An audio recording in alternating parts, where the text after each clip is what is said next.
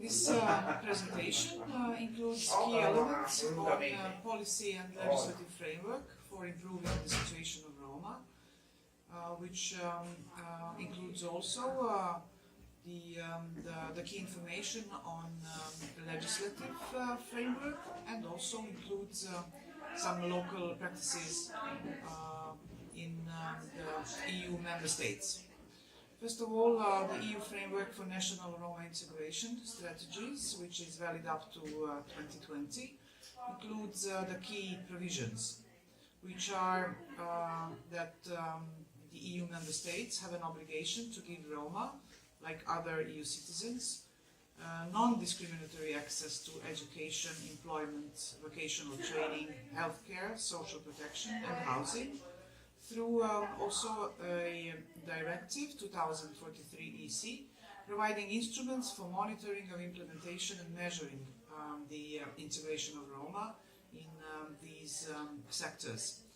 Adoption of national Roma integration strategies is required, and these strategies should provide explicit measures, targeted approach and sufficient funding to meet the EU Roma integration goals in all these four key areas, which are access to education, employment, healthcare and housing. As for access to employment, member states are the ones who should grant Roma people full access in a non-discriminatory way to vocational training, to the job market, and to self-employment tools and different initiatives that are carried out at national, regional or local level. The second point of these measures are those which are related to providing sufficient access to microcredit and microcredit programs and schemes, which needs to be encouraged by the national state bodies. In the public sector, due attention should be given to employment of qualified Roma civil servants. Public employment services can reach out to the Roma by providing personalized services and mediation, and with particular focus on personalized services which would target different groups inside the Roma community. And in many ways this can help attract Roma to the labor market and thus also increase their employment rate.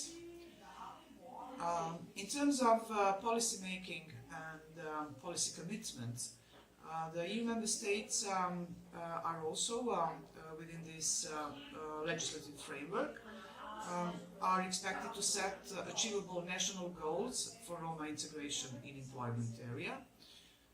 They also should formulate and identify disadvantaged micro-regions inside the countries or segregated neighborhoods at regional local level, where communities are most deprived, using already available socioeconomic and territorial indicators. They are also expected to allocate sufficient funding from national budgets, which will be complemented and, where appropriate, by international and EU funding instruments. The countries should also pay attention to include and to develop stronger monitoring methods to evaluate the impact of Roma integration actions and the review mechanisms for the adaptation and the revision of the existing strategies. The countries are also expected to ensure close cooperation and continuous dialogue with Roma civil society, regional and the local public authorities. And also, what is very, very important, a national contact point, national contact institution for the Roma integration strategy, for its implementation and monitoring is very important, which means that the countries are expected to establish an authority which is in charge of coordination of the development and the implementation of the strategy, or where relevant, rely on suitable existing administrative structures. National Roma integration strategies encourage member states to use the European Initiative on Social Innovation, which was launched in 2011, and and also as set in the flagship initiative European Platform Against Poverty and Social Exclusion. Actions to support the integration of the Roma became part of the relevant EU financial instruments, in particular cohesion policy funds. EU enlargement strategy also, which is very important for non-EU member states, highlights the situation of many Roma in the Western Balkans, for example, and in Turkey, whose number is estimated at something around 3.8 million people belonging to Roma communities, and these are statistics based on the Council of Europe statistics. Due to the wars in the Balkan region, many Roma families also had to move and they have the status of displaced persons in different countries all across the European Union and also in the region of Western Europe. The second part of this presentation includes some key information about major projects and programs. Those are the joint programs of European Union and Council of Europe, which are intended for increasing and in support to increase the Roma employment. One of those, perhaps one of the largest ones, multi-annual joint cooperation programs, is ROMACT program, which was launched in 2013, which is a joint initiative intended to assist mayors and municipal authorities in working together with Roma communities to develop policies and public services that are inclusive. And also as a continuation of initially launched the ROMACT program, its continuation, its follow-up, it's ROMACT Transnational Cooperation and Capacity Building, the so-called TCC, which was launched in 2016 and focusing primarily on cooperation between municipalities through different tools of international decentralized cooperation programs, also following the movements of marginalized population which take place at local level and with specific focus on the Roma community members. This methodology of both ROMACT programs is based on a decentralized approach, focusing on local authorities and best-placed as a best-placed tier of governance to identify challenges and needs in their territories.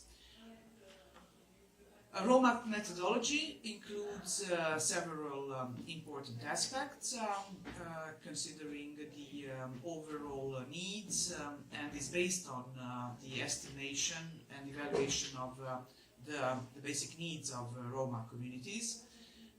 And this methodology is based on tackling the local needs through local solutions with local people. Which means that these approaches and methodology is based on the local needs assessment, then mainstreaming the specific needs of disadvantaged Roma in all public policies, on promoting good governance and transparent decision-making process, citizen participation and accountability principles. Methodology also includes evidence-based approaches and transfer of good practices, promotion of gender equality and mainstreaming gender issues. It is also focusing and paying attention to the support of local public authorities and regional governments for better use and coordination of EU funds intended for improving the Roma situation. Which is also a very important part is the work of, it is the experts' work of tailor-made training manuals for both Roma NGOs for their more effective participation in this program and local policy and decision makers. Some of the key concerns at the level of policy making in EU member states in support to, first of all, in support to measures which could increase the employment opportunities for Roma, are related with the regulatory environments of labour markets for low-skilled active labour market policies, active labour market policies in EU member states, low employment rates of Roma population as compared to non-Roma population, low level of education of Roma population as compared with the non-Roma population, low-skilled workforce, which is also one of the whose main impact is actually the exclusion of Roma from official employment into the informal or so-called grey segments of the economy. Discrimination against Roma, especially at the entry point to labour market, considering, for example, the cases of job interviews or selection procedures when Roma community members try to access the labour market. Finally, one of also interesting concerns to see and observe during the research work is also the public perception of high unemployment rates among Roma, which is not always satisfactory. As for ALDA and some good practices carried out at local level, this presentation includes actually two good practices which are the part of the local practices carried out at the level of cities, local level, and these are the two cities which are the active ALDA network members. The first one is the city of Strasbourg, which is active ALDA member and at the same time lead partner to local democracy agencies in Eastern Partnership countries and in ALDA Georgia in particular. It is relying on Council of Europe's program on good local practice in Roma inclusion. And in case of Strasbourg, it is the key topics are related with participation, inclusion, employment and housing areas. Increased number of Roma arriving mainly from Romania since 1990s was one of the key incentive to develop local policy measures with regard to resolving the issue. The city administration was included very actively and as of 2011 a temporary living space was set up for some 20 Roma families. City Directorate for Health Protection and local NGOs were included in this program. Educational support to children attending elementary school was ensured. And integration support to Roma community members including them into the French language course was organized and persistently developed. Also, what is important here to say at the level of city authorities of Strasbourg, that the full commitment of the local authorities was ensured to ensure sustainable maintenance of the settlement for some 400 Roma people whose number during the years actually increased. But on the other side, the main difficulties and challenges remain almost the same, securing sustainable financial resources because of the restrictive rules preventing Roma from access to employment. A large and ever-changing number of people of Roma settlement was also a specific challenge and a difficulty which was faced in this local practice, and also one of the key elements which is also important for maintaining the measure sustainable was the lack of institutional partnerships, so the cross-sectoral partnerships at local, regional, national and EU level. Another example comes from the city of Subotica, which is in Serbia. City of Subotica is the host city to one of the local democracy agencies in the Balkan countries, to local democracy agency Subotica. And Subotica is one of those cities which followed the national Roma integration strategy and adopted and harmonized its local strategy with the national strategy, which is which was adopted in 2016. So that also a respective local public institution, which means in this case the local council for Roma inclusion was established. Local practices in education as well, such as Roma teachers appointed in elementary schools, with some 6 elementary schools out of altogether 24. Roma coordinator was appointed, and it is Mr. Stevan Nikolic, the leader of the local NGO, the Roma Education Center, the person who was awarded by the Council of Europe for the Tolerance Award. In Subotica, Roma NGOs cooperate closely with the neighborhood community centers. There are 36 neighborhood community centers, and they are actively cooperating in different areas: in mediation, inter-ethnic conflict resolution, skills development, support to Roma families to decrease the level of dropouts from the education system.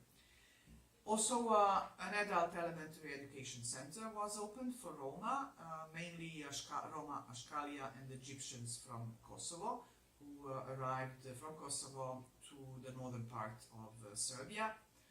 Employment of Roma primarily is ensured primarily in low-skill labor market, in public sector, some communal services, but the Roma community members are still very active, and they are covering the grey economy, the trade, seasonal jobs in agriculture, and different temporary kind of employment.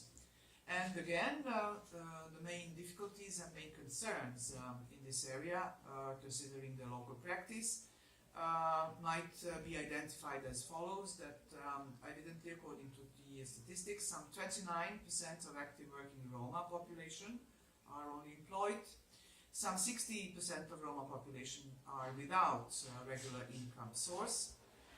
Also, one of the problems identified is the lack of personal IDs, which is also primarily related with migrants and migration. Migrants from Kosovo, and some more than 50% of Roma women never applied or participated in the labor market, which is not only the situation in local level but also the situation for the entire country. As for final observations and concluding remarks, some of the key policy making in Roma integration objectives could be mentioned, and these are first of all related with the access to employment, which implies that the basic aim of reducing differences in the employment rate between the Roma and the rest of the population is achieved through proper access to vocational training, labor markets, local, national and EU funds and programs for self-employment, small businesses, to the full extent and without discrimination. Also, the policy-making objectives should consider the promotion and ensuring adequate access to microcredits, self-employment, entrepreneurial skills, and different skills development for the labor market needs. Special attention should be dedicated to the employment of qualified, educated Roma in the public sector. And finally, the access is facilitated or should be facilitated to Roma and Roma women in particular into the labor market through mediation and more personalized services of public employment agencies, which are also assisting in the policy measures intended for improved employment of the Roma communities.